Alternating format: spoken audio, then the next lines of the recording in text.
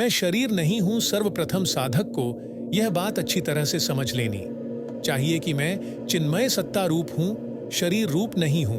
हम कहते हैं कि बचपन में मैं जो था वही मैं आज हूं। शरीर को देखें तो बचपन से लेकर आज तक हमारा शरीर इतना बदल गया कि उसको पहचान भी नहीं सकते, फिर भी हम वही हैं, यह हमारा अनुभव कहता है। बचपन में मैं खेलता कूदता था, बाद में मैं पढ़ता था, आज मैं नौकरी धंधा करता हूं। सब कुछ बदल गया पर मैं वही हूं। कारण कि शरीर एक क्षण भी ज्यों का त्यों नहीं रहता, निरंतर बदलता रहता है। तात्पर्य यह हुआ कि जो बदलता है वह हमारा स्वरूप नहीं है, जो नहीं बदलता वही हमारा स्वरूप है। हमने अब तक असंख्य शरीर धारण किए पर सब शरीर छूट गए, हम वहीं रहे। मृत्यु काल में भी शरीर तो यहीं छूट जाएगा, पर अन्य योनियों में हम जाएंगे, स्वर्ग नरक आदि लोकों में हम जाएंगे, मुक्ति हमारी होगी, भगवान के धाम में हम जाएंगे। तात्पर्य है कि हमारी सत्ता, होनापन शरीर के अधीन नहीं है। शरीर के बढ़ने घटने पर, कमजोर बलवान होने पर, बालक बूढ़ा होने पर अथवा रहने न रहने पर हमारी सत्ता में कोई फर्क नहीं पड़ता। जैसे हम किसी मकान में रहते हैं तो हम मकान नहीं हो जाते। मकान अलग है, हम अलग हैं। मकान वहीं रहता है, हम उसको छोड़कर चले जाते हैं। ऐसे ही शरीर यहीं रहता है, हम उसको छोड़कर चले जाते हैं। शरीर तो मिट्टी हो जाता है पर हम मिट्टी नहीं होते। शस्त्र इस शरीर को काट नहीं सकते, अग्नि इसको जला नहीं सकती, जल इसको गीला नहीं कर सकता और वायु इसको नहीं सकती। यह शरीर काटा नहीं जा सकता, ये जलाया नहीं जा सकता, ये गीला नहीं किया जा सकता और यह सुखाया भी नहीं जा सकता। कारण कि यह नित्य रहने वाला, सब में परिपूर्ण, अचल, स्थिर स्वभाव वाला और अनादि है।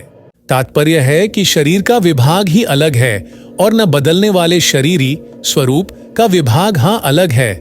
हमारा स्वरूप किसी शरीर से लिप्त नहीं है, इसलिए उसको गीता में भगवान ने सर्वव्यापी कहा है।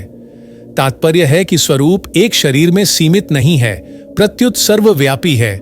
शरीर पृथ्वी पर ही, मां के पेट में बनता है, पृथ्वी पर ही घूमता फिरता है और मरकर पृथ्वी में ही लीन हो जाता है। इसकी 3 गतियां बताई गई हैं। इसको जला देंगे तो भस्म बन जाएगी, पृथ्वी में गाड़ देंगे तो मिट्टी बन जाएगी और जानवर खा लेंगे तो विष्ठा बन जाएगी। इसलिए शरीर मुख्य नहीं है, प्रत्युत हमारा स्वरूप मुख्य है। यद्यपि होनापन, सत्ता आत्मा का ही है, शरीर का नहीं।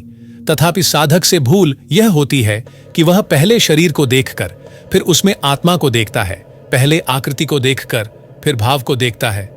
ऊपर लगाई हुई पॉलिश कब तक टिकेगा? साधक को विचार करना चाहिए कि आत्मा पहले थी या शरीर पहले था। विचार करने पर सिद्ध होता है कि आत्मा पहले है और शरीर पीछे है, भाव पहले है और आकृति पीछे है। इसलिए हमारी दृष्टि पहले भावरूप आत्मा स्वरूप की तरफ जानी चाहिए, शरीर की तरफ नहीं। जैसे भोजनालय भोजन करने का स्थान होता है, ऐसे ही यह भोगायतन है शरीर सुख दुखाओं का भोगने का स्थान। भोगने वाला शरीर नहीं होता, प्रत्युत शरीर से संबंध जोड़ने वाले हम स्वयं होते हैं। भोगने का स्थान अलग होता है और भोगने वाला अलग होता है। शरीर तो ऊपर का चोला है, हम कैसा ही कपड़ा पहने, कपड़ा अलग होता है, हम अलग होते हैं। जैसे हम अनेक कपड़े बदलने पर भी एक ही रहते हैं, अनेक नहीं हो जाते, ऐसे ही अनेक योनियों में अनेक शरीर धारण करने पर भी हम स्वयं एक ही वही के वही रहते हैं।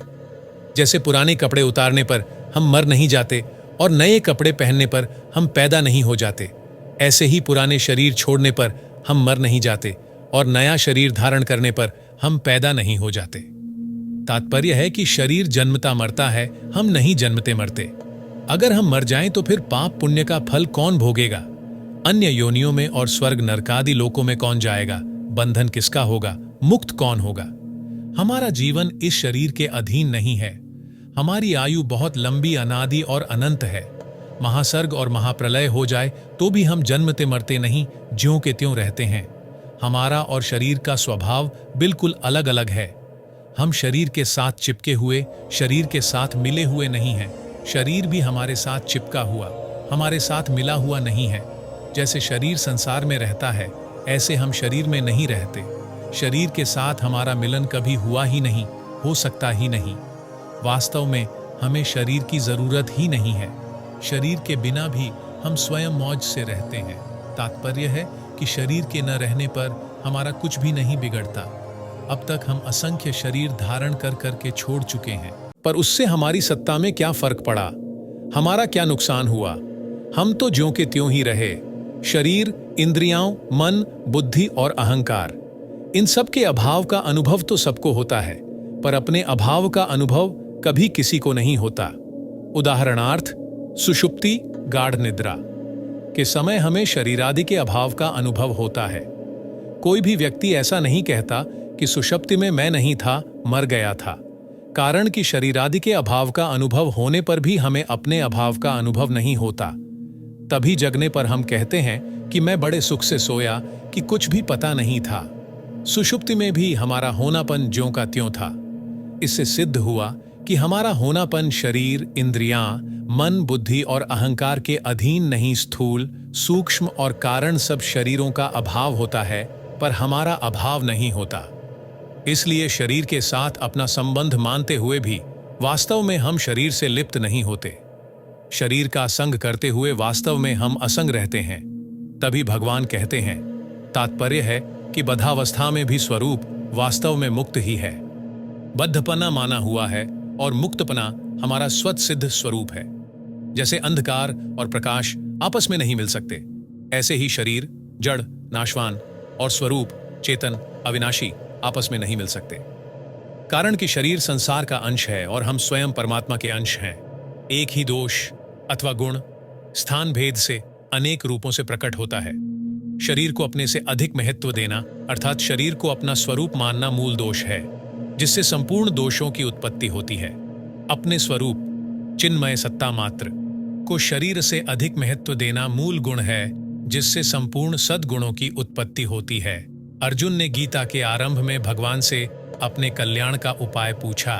इसके उत्तर में भगवान ने सर्वप्रथम शरीर और शरीरी स्वरूप का ही वर्णन किया।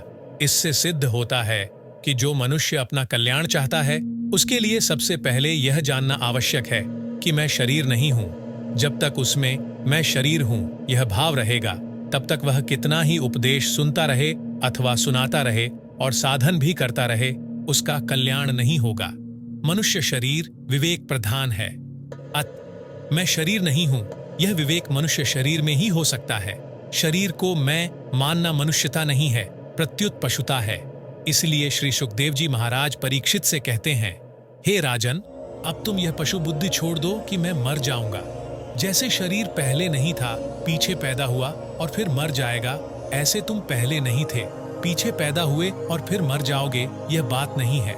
शरीर कभी एक रूप रहता ही नहीं और हमारा स्वरूप कभी अनेक रूप होता ही नहीं। शरीर जन्म से पहले भी नहीं था, मरने के बाद भी नहीं रहेगा और वर्तमान में भी यह प्रतिक्षण मर रहा है। वास्तव में गर्भ में आते ही शरीर के मरने का क्रम शुरू हो जाता है। बाल्यावस्था मर जाए तो युवावस्था आ जाती है, युवावस्था मर जाए तो वृद्धावस्था आ जाती है, वृद्धावस्था मर जाए तो देहांतर अवस्था अर्थात दूसरे शरीर की प्राप्ति हो जाती है।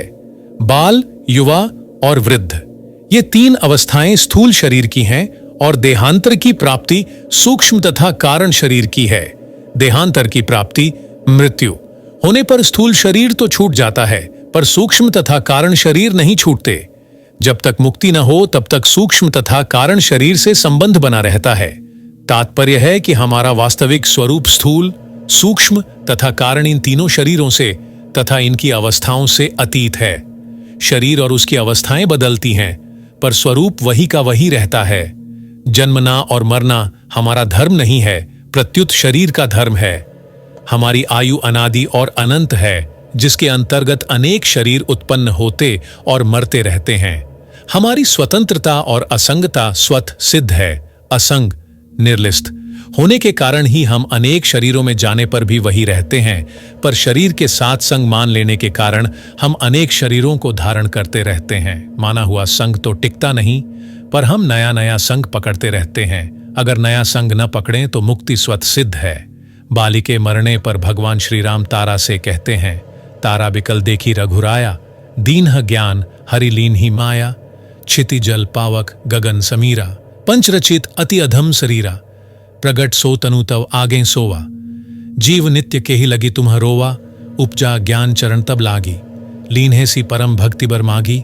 देश बदलता है, काल बदलता है, वस्तुएं बदलती हैं, व्यक्ति बदलते हैं, अवस्थाएं बदलती हैं, परिस्थितियां बदलती हैं, घटनाएं बदलती हैं, पर हम नहीं बदलते। हम निरंतर वही रहते हैं।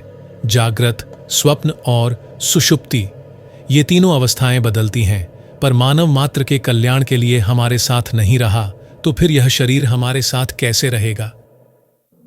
जब 84 लाख शरीर मैं मेरे नहीं रहे तो फिर यह शरीर मैं मेरा कैसे रहेगा? शरीर मेरा नहीं है। अनंत ब्रह्मांडों में अनंत वस्तुएं हैं, पर उनमें से तिनके जितनी वस्तु भी हमारी नहीं है, फिर शरीर हमारा कैसे हुआ? यह सिद्धांत है कि जो वस्तु मिलती है और बिछुड़ जाती है वह अपनी नहीं होती। शरीर मिला है और बिछुड़ जाएगा, इसलिए वह अपना नहीं है। अपनी वस्तु वही हो सकती है जो सदा हमारे साथ रहे और हम सदा उसके साथ रहें। यदि शरीर अपना होता तो यह सदा हमारे साथ रहता और हम सदा इसके साथ रहते, परंतु शरीर एक क्षण भी हमारे साथ नहीं रहता और हम इसके साथ नहीं रहते। एक वस्तु अपनी होती है और एक वस्तु अपनी मानी हुई होती है। भगवान अपने हैं क्योंकि हम उन्हीं के अंश हैं। वे हमसे कभी बिछुड़ते ही नहीं, परंतु शरीर अपना नहीं है, प्रत्युत अपना माना हुआ है। जैसे नाटक में कोई राजा बनता है, कोई रानी बनती है, कोई सिपाही बनते हैं, तो वे सब नाटक करने के लिए माने हुए होते हैं, असली नहीं होते।